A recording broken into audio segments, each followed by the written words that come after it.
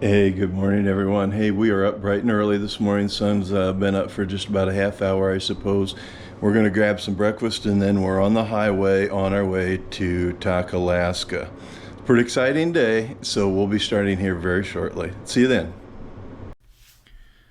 I want to get this out of the way before the corrections start pouring in. Throughout the videos, you'll hear us refer to Tok, but it is actually pronounced Tok. My sincere apologies to Alaska residents. While in Alaska, we were immediately corrected every time. Apparently, this mispronunciation is highly frowned upon. Again, we're sorry.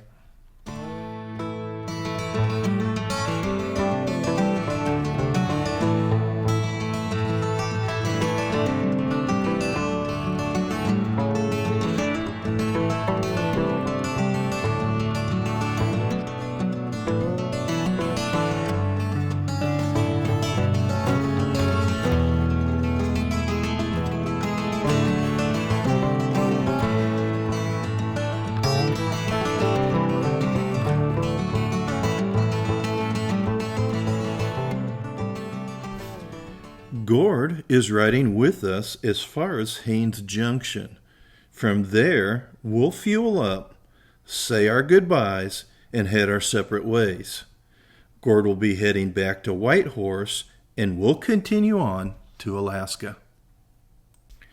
It's amazing to me, but we passed some cross-country bicyclists. They are definitely in great shape.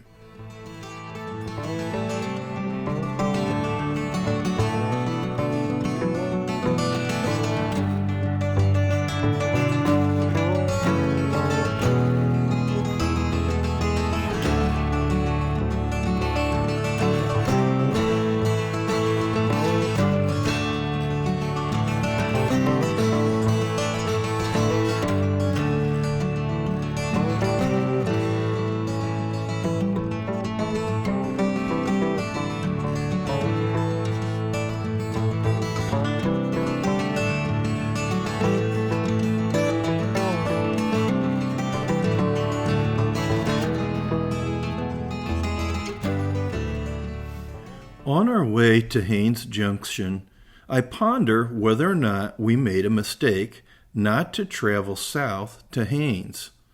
This route would be out and back, but the route takes you along the Kluane National Park and Reserve and the Tatchissini-Alasek Provincial Park. This 2-day detour is probably worth it. Maybe next time for us, but you can plan for it now.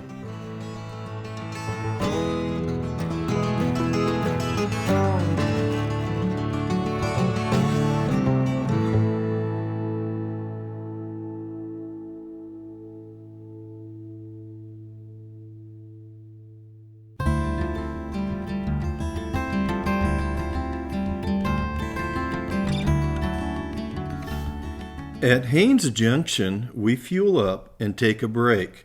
It's bittersweet to say goodbye to Gord, but we'll stay in touch until he gets home safely. I'm sure his solo ride home will be fun also. It sounds like he may take a slightly different route back. For the rest of us, it's wagons ho for Alaska.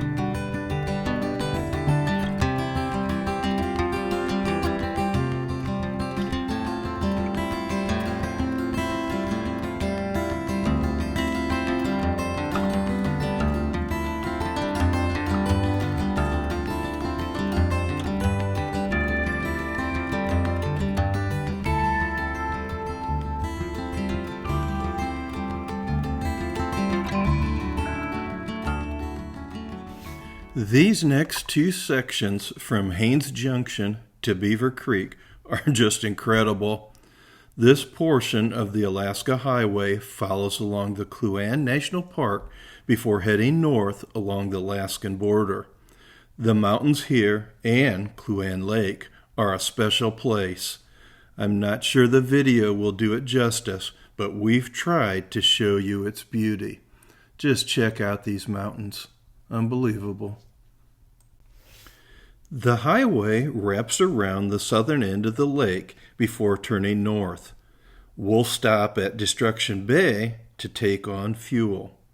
This is definitely a great stopping off point if you want to spend the night here or take a little bit of a break.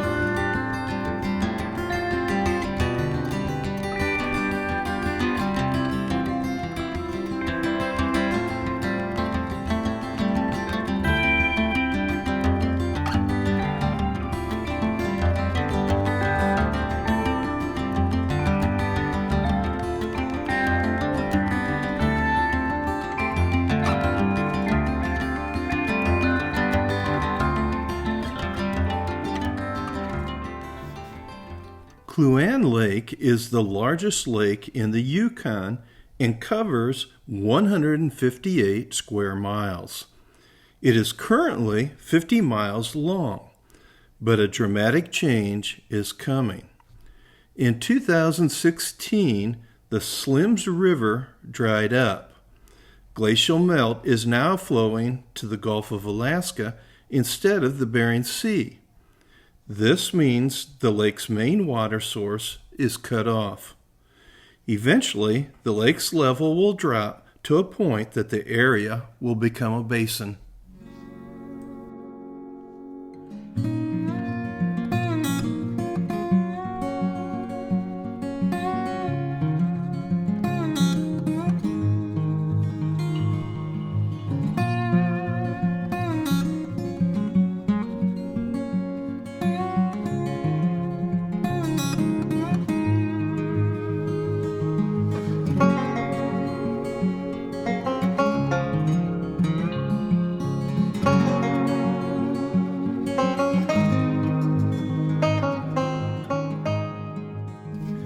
Destruction Bay has a hotel, restaurant, and fuel.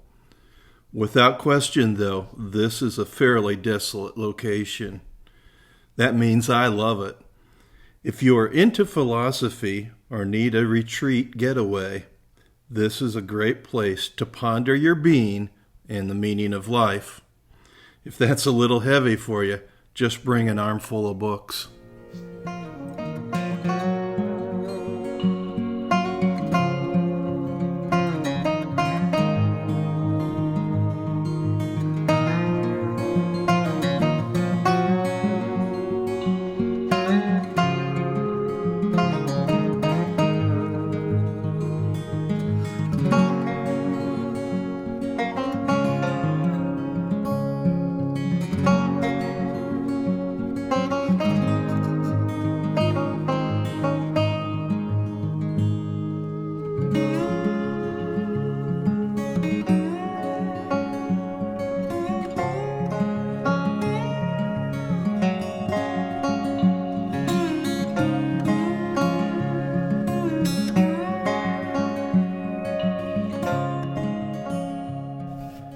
From Destruction Bay, we head to the northwest towards Alaska.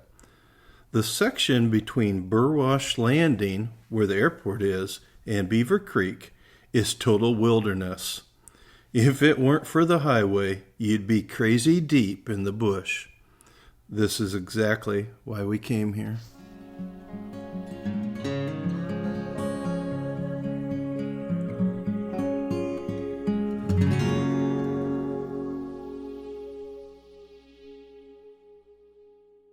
The Donjak River provides a hiking route to the glacier in the park.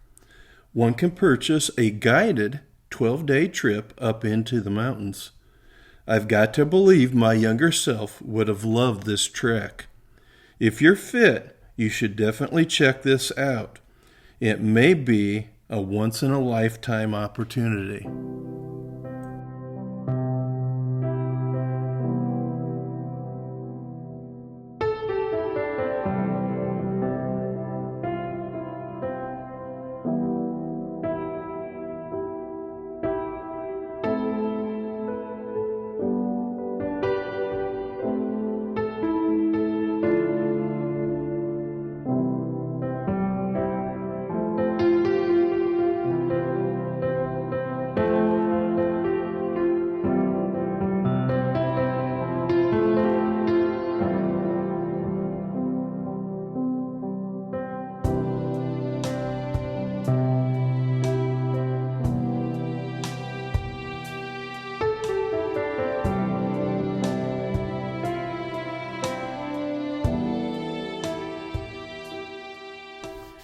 Once you leave Destruction Bay, the Alaska Highway does have some gravel and uneven stretches of roadway. On an adventure bike, this is no big deal, but on a street bike, you'll need to slow down. Trucks with big campers and RVs seem to struggle a little bit in these areas. This means slow up and be patient.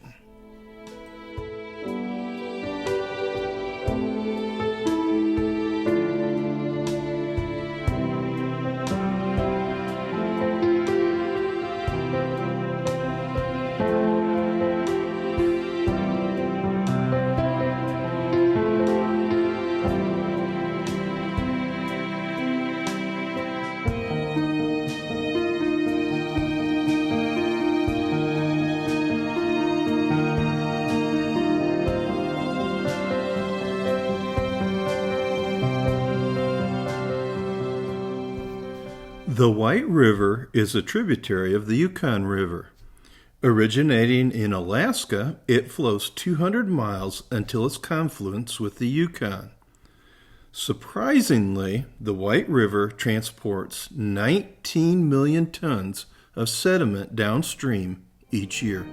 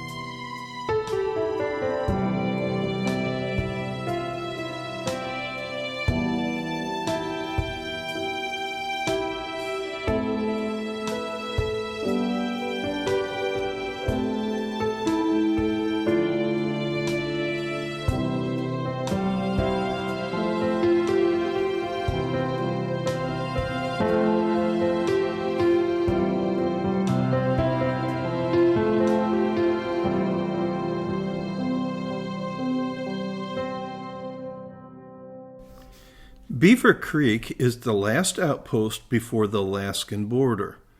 There isn't much here, but you'll find the fuel and food that you need. The border is only a short ride away. After a short break, we're back on the road again.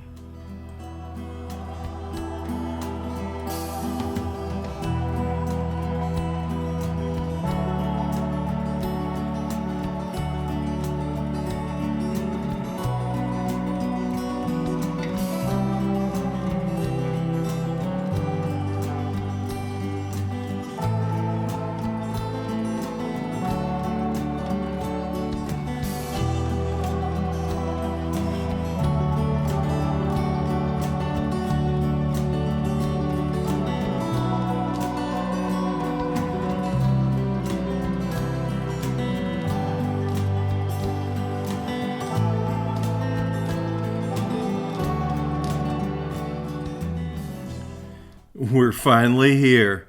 After COVID interrupted our trip, we are finally fulfilling our dream of the great Alaskan adventure. Like all border crossings between Canada and the U.S., The crossing occurs with no fuss. This means I can say, welcome to Alaska.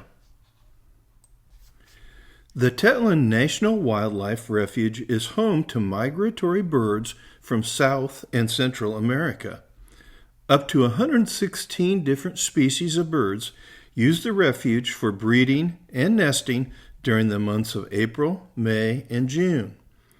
Likewise, the refuge is home to dull sheep, moose, bears, and many other mammals. This unique refuge, ranging from the mountains to the tundra, provides a pristine environment that protects species for generations to come.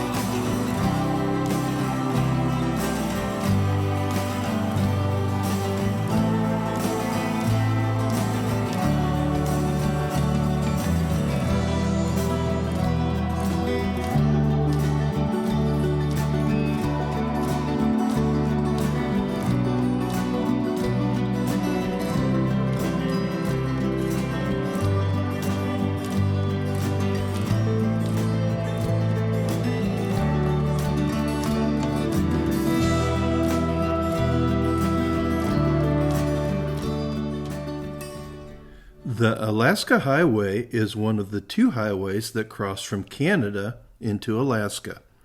The northern route, known as the Top of the World Highway, goes through Dawson City on the Canadian side and the town of Chicken on the Alaska side.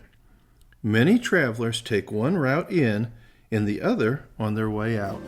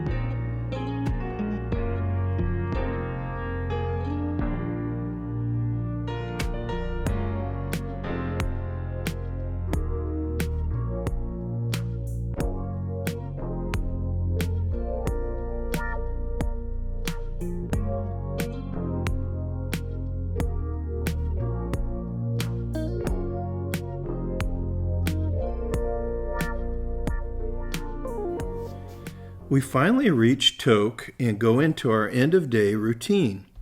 Fuel up the bikes and conduct any bike maintenance that's needed.